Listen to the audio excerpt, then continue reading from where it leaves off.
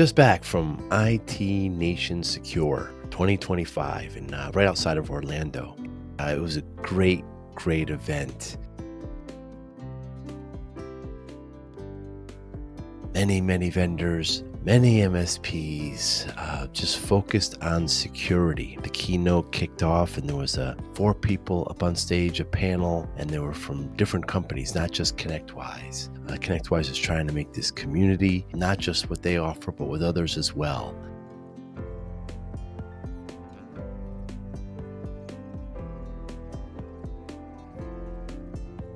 But the vendor hall was full. There was lots of great vendors. I was able to have 16 conversations with great guests right there at the resort. I had great guests, great guests. First started with Jean Templin, MSP Sales Reimagined. Jean's in the Pitch It program, the ConnectWise, it's not new, but new for this year, incubator program. Jamie Williams, my friend from a long time ago, marketing before sales. MSPs, are you listening? Oh, Ricardo from Lumu. Yes, my fellow aviator. I've known Ricardo for a couple of years now, and great conversation. Ricardo. Oh, Rayanne, of course, Rayanne from ABC. The name of the episode is From Cables to Closing. Fascinating backstory to Rayanne and what she does now, also in the Pitch It program. Mike Estep from Blackpoint Cyber. Great story from MSP to vendor now. Blackpoint's a great security company, and it was a great conversation with Mike. Mark Balanov, first time I met Mark, really great conversation. Really enjoyed it. Talking about cyber lessons. David Chernitsky, fascinating background from Russia to Israel to Canada to what he knows about the martial arts and everything he learned from the best people in cybersecurity there in Israel. Great conversation. David, Matt Holland, first time I met Matt, great conversation from Spy Tech to MSP Simplicity. Tanner Cookson, fascinating from great company. MSPs getting paid quickly. We talked about rowing, riding, and revenue. Tim Weber, cybersecurity firm now. He's a volunteer firefighter in Connecticut, my home state. Joel Cahill, great conversation with Joel. I've known Joel for quite a while now. First time we ever sat and talked like this. The episode's Cold Plunges, Hot Takes, and Cyber Strategy. But great conversation with Joel. Paul Lupo from Bitdefender.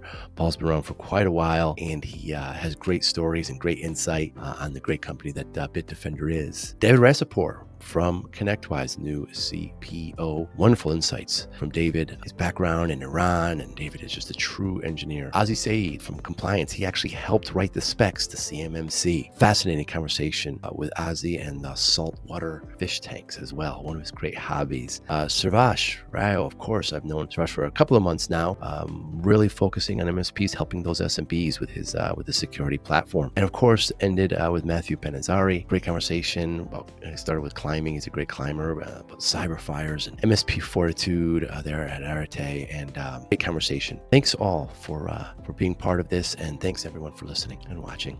Hi, I'm Joey Pinz, and here's my 45-second introduction. After starting my business in the 90s, I started developing poor habits of eating in my diet because of working way too much. I found myself at 340 pounds. The doctor told me if I don't lose the weight, I'm not going to see my daughter graduate. I took the next 7 months, lost 130 pounds. People ask me, how'd you do it? What's the secret? I need to lose weight. How'd you do it? How did I lose the weight? Just one word: discipline. I've had other successes in life, and I attribute them all to discipline. Now, I'm not the king of discipline, but I believe that it can help all of us. Friends convinced me to start a podcast. The podcast mission: how do we better ourselves and society? I talk to interesting people in health, fitness, sport, wellness, business, technology, science, art, and culture. And I eventually ask them how discipline plays a role in their life. Podcast vision: growth through learning from others. So why triathlons, Gene? Oh, yeah, because they're very similar to startups. Really? They require a lot of endurance. And in many ways, you wear different hats, right? Have you always been a runner? No, I hate running. Me Actually, that's the part that's the hardest for me. And you were a It's a swimmer? mind thing. It's a Yeah, mind thing. it Like, is. can I make it 5K or 10K? And you just have to turn off the brain and let the things that you're trained to do kind of happen, right? Yeah. And get past those walls that you hit. And that is, to me, it's very similar. It's like when you have to do something at work and you hate it. And many times, like when you're doing stuff, like for me, it's, I don't want to do accounting, or I don't want to think about some of these forecasting or anything like that, but I still have to do it. That's not the fun part, right? The Right. fun part is all the other pieces. So And were you a good swimmer? I am a good swimmer. I So that see. I did swimming in high school. So yes, I love swimming. And I love open water swimming, which is my favorite thing. Are you doing the triathlons in Northern California? I have done them on the East Coast. That's actually the first one I ever did was in Delaware. And then, yes, I've done them up and down the coast of California, and the water's cold. So, yeah. Yes. Lots of wetsuits. Yeah. There's an Alcatraz one. It's supposed to be pretty cool. Swim from Alcatraz. It just happened last week. Really? I think it happened. I've never done it. They do two. They do the bridge-to-bridge swim, and then they do the escape from Alcatraz. And the bridge-to-bridge swim is 8 miles, and if you don't get it done, the current will suck you back out. And So- Alcatraz has a shark. Yes, so I know it does. So Yeah. people don't get, but we don't hear any injuries. Not usually, no. The sharks aren't really going to eat us. Right. I was swimming once in the Berkeley Marina, and a seal came up next to me. It was scary. It was beautiful, but scary because I Right. think what's next to a seal? Right. A shark, Yeah. right? Do you swim? I do. I became a swimmer. So I did a bunch of triathlons Yeah. too, only because I wanted to kind of change. I didn't want to keep working out. I like the idea of 3 events, and I hate the Yeah. run. I hate the run too. I learned to love the swim, and then bike was just kind of, machinery's involved now. So if you get a flat tire, it penalizes, Yeah. but I do well with bikes, yeah. I learned to love bike because of triathlon. I did it, and now I have like 3 bikes. So. Do you really? I mean, the problem with bike jeans to me is you got to go for a long time to get a really good workout, right? You got to go 3-4 hours. Depends. Like I go, like I said, between the Bay and Tahoe. So if I'm it's up in the very mountains, I hilly. can go up and Yeah. down, and then you're at altitude too. So you're at a different. And they do a couple really cool bike races up there too. Is that they do right? one around the whole lake of Tahoe, and it's a fundraiser. And that one's beautiful. 75 miles. Whew. So 75 miles is going to take Five. about 5 Yeah. hours. Yeah, about 5 hours. And you go with a team of people? It's like you can go with friends. They do it on all bikes, so they'll pick you up if you can't make it, I right? see. And so it's really it's a fundraiser for MS. So it's more about the fundraising than any. And they have places where you stop and get food and bands, and it's just a fun ride. So Very cool. So we're here, of course, in right near Orlando, Kissimmee, and we're at the big ConnectWise IT Nation Secure. What are some of your goals here? to learn more about all of in the MSP world, we are in the Pitch It competition. So this is my first time at this event, and really just getting to know the land and the landscape, right? And enjoying myself a lot. People here are just very nice and open and fun. So had you been introduced to MSPs before coming here? I have. How So I worked in security before. So I built products on the back end. I worked for Avast, and I worked, which is now Norton, and I worked for a company called Anchor Free that developed Hotspot Shield, which was one of the first consumer VPNs that went on mobile phones. So we used MSPs in different channels to distribute our product, especially in the B2B world, because we were a D2C when we did direct, and then all the business-to-business stuff was done through different channels. So yeah. D2C, direct to consumer. That's a Yeah. very different market now, B2B. Yeah, right. So when we wanted to expand into the B2B market, we didn't know anything about it. Therefore, we used MSPs, and we did OEMs and different things like that. That's correct. So this is, I've been involved with the Pitch It program here at ConnectWise for a while. Well, how's that been so far? Wonderful, wonderful. We're getting a lot of great advice how to connect and work with MSPs and other vendors and other partners. So it's great. So tell me about NIAC. I'm sorry. Yeah, NIAC is pronounced, Yeah, right? NIAC. Yes, NIAC. So yeah, we are helping MSPs grow revenue. That's our goal. So we're really trying to help bridge the divide, kind of from the techie people who can't speak salesy, and the salesy people who can't speak techie. So we call it, we're giving you the AI to run your company like a Fortune 500. Now, when you say help grow, be more specific, Jean. So in the revenue, there's a lot of issues with closing. People don't build relationships or trust. So there's a dynamic that's happening with buyers is they're becoming more, it's more of a digital first, human when needed approach. So they're doing a lot of, we've seen it in the consumer side for a while, but now it's reaching into the B2B sales side. And so they're out there doing research on the companies before they come to you. Wow. So they know a lot about you. And when they enter the sales process, they're much later in their journeys and their purchasing journeys. And now there's a stat out that only 17% of their time is spent talking to salespeople, suppliers, to make a decision. And so you need to build that rapport and trust immediately with them, show them transparency, connect with them on a hyper-personalized way, and also build the rapport and trust that is needed to build that, relationship so that the purchase can happen. And it doesn't matter if it's big companies or small companies, they're all feeling the same thing. Yeah. Generally speaking, MSPs, I'm a former MSP, they're not good at kind of the softer skills, the sales and marketing. So they need help in this area. They're very good at the technology, specifically security. That's why we're here. So to have something like this that helps them, what's the resistance been? Has there been? None. What I've actually found out is it's a bigger need than I had thought when I first started. Everyone's looking for a solution here. So even the vendors came to me, the partners said, I need some help selling to help this MSP sell my stuff correctly. So we do a lot of personalization before a call happens, so they don't have to do the research. And this includes not only what you should say, but also who you're meeting with. So personality types, so that you're understanding, like if there's a direct personality, how to communicate with them slightly different. And then when we're in the call, what we're really doing is our whole thing is we've shifted a lot of the insights from post-call to in-call, so we shifted it to the left. And we're doing it real time. So real-time insights, real-time recommendation, also known as real-time coaching.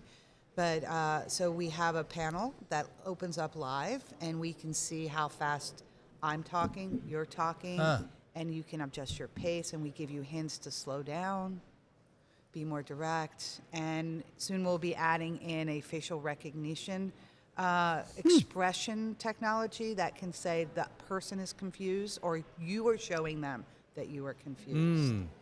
So we're kind of wielding that in there to help people really. Then we make a recommendation based off of those. So think we're reading all these nonverbal and verbal cues, and then we're bringing out recommendations. You said something interesting. You said to the left. So is the actual sale the center? So when you're on a sales call, typically they'll record it. Like if you think of some of the other meeting recording Plenty of them. tools out there. Yeah. But you only get the information after the call's completed. You cannot make a change to what you're doing if it's post-call. Interesting. Right? And so most of them do all their analysis because it's easy. You can, as you know, it's real-time stats versus processing it afterwards. I see. So that is the big shift that we're making. It's hard, but the technology's there now to do it. It won't be distracting? It can be. But if you think of a salesperson, they typically have 4 or 5 Windows tabs open anyways. And what we're trying to do is consolidate it down into one single pane of glass so they just look at one place. And usually they have multiple open. And in the future, hopefully, our goal will be, maybe it's going to be a little something whispering in your ear, or your Oura Ring is vibrating, or your watch, when you should be thinking slightly different. Right? Maybe it's 2 pulses to be this, or who knows? We haven't figured that all out, but that's kind of the future. And also, when you're preparing for a call, we give you what's called a cheat sheet, telling you some firmographic information, some personality information, who's coming to the call, and then also we're looking at questions or talking points you should be talking about. And we're going to make that in the future live, not a static thing, but live, where you could chat with it. Tell me this, tell me that. How should I approach them if they're direct and I don't know this? So we can kind of give you those tools too in the future. So when talking to an MSP, your opening kind of question is what? When you're talking to an MSP, when you bump into an MSP here, and what do you say to them? How are your growth? How's your growth? Are you having problems with your salespeople storytelling? Yes, I think everyone will say they're having problems with growth. I don't Yeah. think I've ever met a person that says, no, I'm not. But that's another, what are your goals and how are you planning to get there? It depends who I'm talking to and how sophisticated that MSP is too. If it's owner-led sales, it's kind of like, are you looking to grow and get your first salesperson in? Do you want some transparency into what's going on? Do you need a structure? So that's kind of what we'll bring there. Or if they're in the next phase where they have a salesperson, a manager, but they're looking to grow, right? And then it's kind of, really will depend on who I'm talking to and the sophistication of it, because the tool can adjust to many different size companies. Very cool. Jean, has there been anything in recent month or so that you changed your mind on? Well, I think what I was shocked at, I think there's two things. I didn't realize, like when I came here, I saw the questions of what are you interested in learning from this event, and a lot of them were sales. And then yesterday at the kickoff, again, a lot of sales issues, right? So I understood there was an issue, but I didn't think it was that everyone's talking about it. And then the impact of AI, because we are using agentic framework, everything on the back end is AI based in our world. And, natural language processing, we're doing a lot of, real-time streaming. So there's a lot of different tools that we're using to make this thing fast. And so, what I realized is a couple things is that it's definitely a need bigger than I had imagined. But I guess everyone's struggling with sales, right? And it's hard, but the fact that they don't have the skills, the techie people don't have the skills. What did the guy say? Somebody said to me, geeks can't speak salesy and salesies can't speak geek. So we need to bridge that.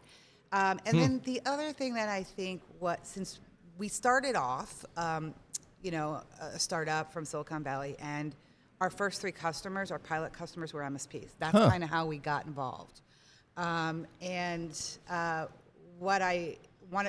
of the things that I really thought was interesting is I didn't realize how much confidence it brought when they had that tool to just help them, right? And so it's almost like it becomes something that they can't live without now, if that makes sense.